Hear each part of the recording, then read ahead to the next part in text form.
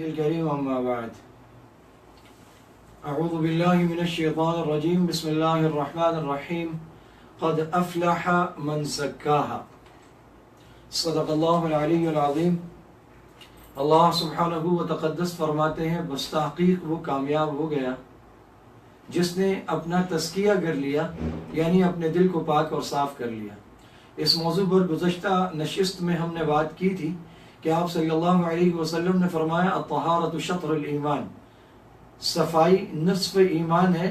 تو مطلب یہ ہے کہ دل کی صفائی کرنا، اسے بری چیزوں سے، نجاستوں سے، غلاظتوں سے، گندگیوں سے پاک اور صاف کرنا، جس میں سب سے بڑی گندگی، نجاست اور غلاظت ہے شرک، اس سے اپنے دل کو صاف کرنا، وحدانیت سے مزین کرنا، اخلاق رذیلہ سے، اخلاق ذمیمہ سے، سیئات سے، گناہوں سے، برے خیالات سے، بری عادات و صفات سے اپنے دل کو پاک اور صاف کر لینا اور اچھی عادات اور صفات سے مزین کر لینا، یہ ہے تزکیہ قلب۔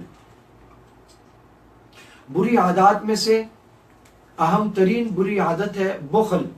اللہ سبحانہ و تقدس فرماتے ہیں، حدیث قدسی ہے، آپ صلی اللہ علیہ وسلم نے فرمایا کہ اللہ فرماتے ہیں، ویسے تو سبھی اللہ نے فرمایا، پورا قرآن اللہ کا فرمان ہے، آپ صلی اللہ علیہ وسلم جو بھی فرماتے ہیں وہ اللہ کا فرمان ہے۔ وما ينطق عن الهوى ان هو الا وحی یوحى، گفتہ او گفت اللہ بود، اگرچہ از حلقوم عبداللہ بود، ساری باتیں اللہ ہی کی فرمائی ہیں، لیکن پھر بھی خاص مواقع پر آپ صلی اللہ علیہ وسلم فرماتے اللہ نے فرمایا۔ وحی کی دو قسمیں، ایک مطلوب ہے، غیر مطلوب ہے۔ مطلوب قرآن جو ہم تلاوت کرتے ہیں، اور غیر مطلوب وہ ہے جو آپ صلی اللہ علیہ وسلم کے ارشادات ہیں۔ ان سب کے ہوتے ہوئے بھی آپ صلی اللہ علیہ وسلم فرماتے اللہ نے فرمایا، یعنی خاص مواقع پر جو اللہ کا فرمان ہے۔ تو فرمایا، حدیث قدسی ہے، عزتی و جلالی، مجھے میری عزت اور میرے جلال کی قسم، جنت سے کہا لا یجاورنی فیک بخیل، تجھ میں کوئی بخیل میرا پڑوسی نہیں بنے گا۔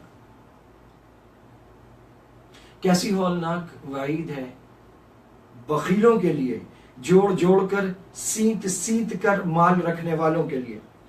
ہمارے ہاں پیسے جوڑنا، سینت سینت کر رکھنا، جگہ جگہ انویسٹمنٹ کرنا، بچانا، کمیٹیاں ڈالنا، پلاٹ بک کرانا، اس اسکیم میں لگانا، اس اسکیم میں لگانا، یہاں سے پیسے بچا جانا، وہاں سے بچا جانا، دنیا کے لیے جوڑتے جانا، اسے ہم سمجھداری کہتے ہیں۔ ہم کہتے ہیں فلاں بڑا سمجھدار ہے، یہ سمجھداری نہیں ہے، یہ حماقت ہے پرلے درجے کی۔ اگر اولاد سمجھدار ہے تو اسے پیسوں کی ضرورت نہیں، کما لے گی، اور اگر اولاد سمجھدار نہیں تو فرعون اور نمرود، شداد اور قارون کے خزانے بھی چھوڑ جائیں گے، وہ سارے کے سارے برباد کر دے گی، دریا برد کر دے گی۔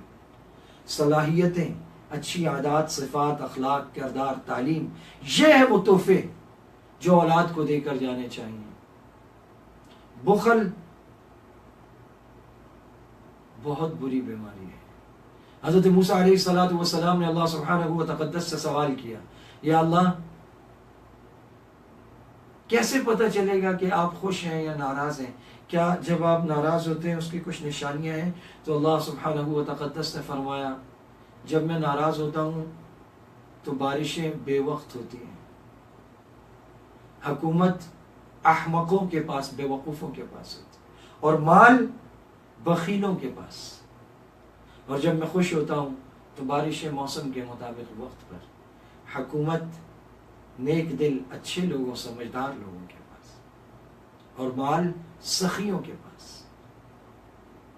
سخاوت سے دل کو مزین کرنا اور اخلاق رذیلہ کی بدترین خصلت بخل سے دل کو پاک کرنا، یہ ہے تزکیہ قلب۔ رمضان المبارک جو اخوت کا، ہمدردی کا، ایثار کا، فرمایا جس نے کسی روزہ دار کو افطار کرایا اسے بھی روزہ دار کے مثل ثواب ملے گا۔ صحابہ نے عرض کیا، یا رسول اللہ ہم میں سے تو ہر ایک یہ استطاعت نہیں رکھتا۔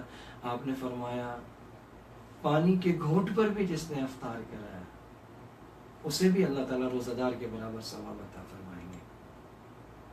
یہ تو خرچ کرنے کا مہینہ ہے۔ عموماً لوگ زکوٰۃ بھی اس مہینے میں نکالتے ہیں، حالانکہ زکوٰۃ کا تعلق رمضان سے نہیں ہے۔ جب سال پورا ہو جائے قمری طریقے سے تو زکوٰۃ نکالنی چاہیے، رمضان کا انتظار نہیں کرنا چاہیے۔ ہاں کوئی پہلے دیتے رمضان میں تو دے سکتا ہے، رمضان کے پیغامات میں سے ایک پیغام ہے بخل کی صفت کو ختم کرنا. اور بخل مال جوڑنے کی عادت، بچانے کی عادت، دنیا کے مالوں پر نظر، لوگوں کی جیبوں پر نظر، یہ اس وقت ہوگی جب اللہ کے خزانوں پر نظر ہوگی. اللہ کے خزانوں پر نظر آئے گی جب نماز اچھی ہوگی. نماز جب اچھی ہوتی ہے تو اللہ کے خزانے کھلتے ہیں، اور جب اللہ کے خزانے کھلتے ہیں تو پھر مخلوق کے مالوں سے نظر ہٹ جاتی ہے. جسے سونا نظر آئے گا وہ چاندی کا کیا کرے گا، جسے گوشت نظر آ رہا ہوگا دال تو وہ چھوڑ ہی دے گا. نماز اچھی کر لیں، اللہ کے خزانے کھلیں گے، اور جب اللہ کے خزانے نظر آئیں گے، ان پہ نظر آئے گی تو پھر بخل کی بیماری ختم ہوگی. سامری نے جب بچڑا بنایا اور اس کی وجہ سے پھر آسمان سے حکم آیا فَاقْتُلُوا أَنفُسَكُمْ، ایک دوسرے کو قتل کرو. 70,000 بنی اسرائیل قتل ہوئے. جب سامری کی باری آئی حضرت موسیٰ نے اس کے قتل کا ارادہ کیا تو اللہ تعالیٰ نے فرمایا موسیٰ چھوڑ. حضرت موسیٰ حیران، ان کا یا اللہ اس کی وجہ سے 70,000 لوگ مارے گئے، کیا موسیٰ چھوڑ.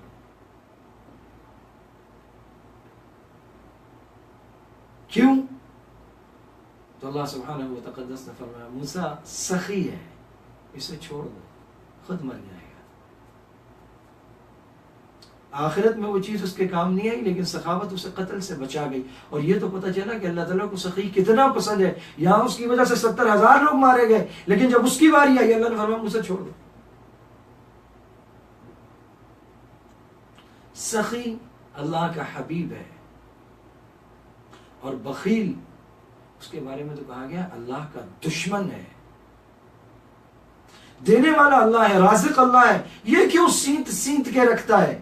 یہ عدم توکل ہے. مال کو جوڑنا، بچانا، لوگوں پر خرچ نہ کرنا، یہ عدم توکل ہے.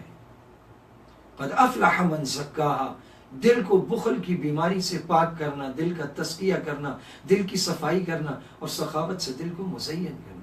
آج ہمارے یہاں بخل پڑھایا جاتا ہے، بخل سکھایا جاتا ہے، بخل بیچا جاتا ہے، بخل کی اسکیمیں بنائی جاتی ہیں، بخل کی تعلیم دی جاتی ہے، بخل کی ڈگریاں دی جاتی ہیں، سکھایا جاتا ہے کہ پیسہ بچانا کیسے ہے، پیسہ جمع کیسے کرنا ہے.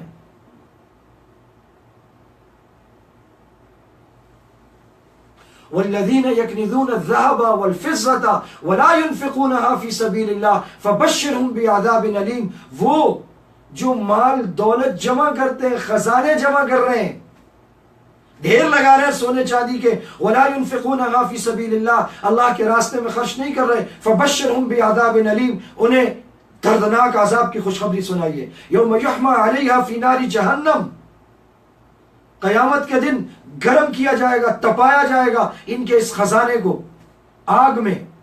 فَتُكْوَى بِهَا جِبَاهُهُمْ وَجُنُوبُهُمْ وَظُهُورُهُمْ، ان کی پیشانیاں، ان کے پہلو، ان کی کمریں داغ دی جائیں گی اس سے، اور کہا جائے گا هَذَا مَا كَنَزْتُمْ لِأَنفُسِكُمْ، یہ ہے نا وہ جو تم نے اپنے لیے جمع کیا تھا، ڈھیر لگائے تھے. فَذُوقُوا مَا كُنتُمْ تَكْنِزُونَ، چکھو آج اس کو جس کو تم جمع کرتے تھے، جس کے تم ڈھیر لگا رہے تھے.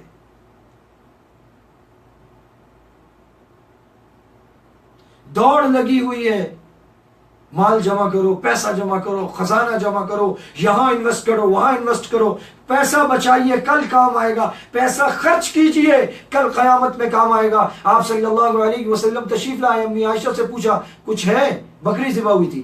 انہوں نے کہا یا رسول اللہ ساری بکری دے دی، بس ایک ران باقی ہے. تو آپ نے فرمایا بس وہی تو باقی نہیں ہے، باقی تو سارا باقی ہے، کہ اجر پکا ہو گیا. جو اللہ کے راستے میں چلا گیا وہ اللہ کے خزانے میں جمع ہو گیا، وہ ملے گا.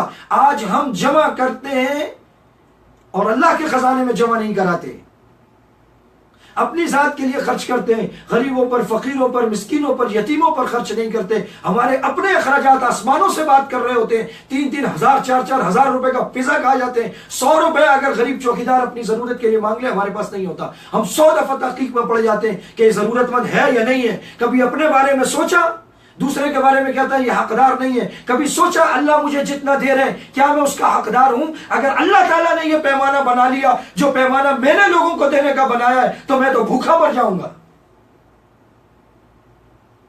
اللہ ہمیں بغیر استحقاق کے دے رہا ہے، بغیر حق کے دے رہا ہے.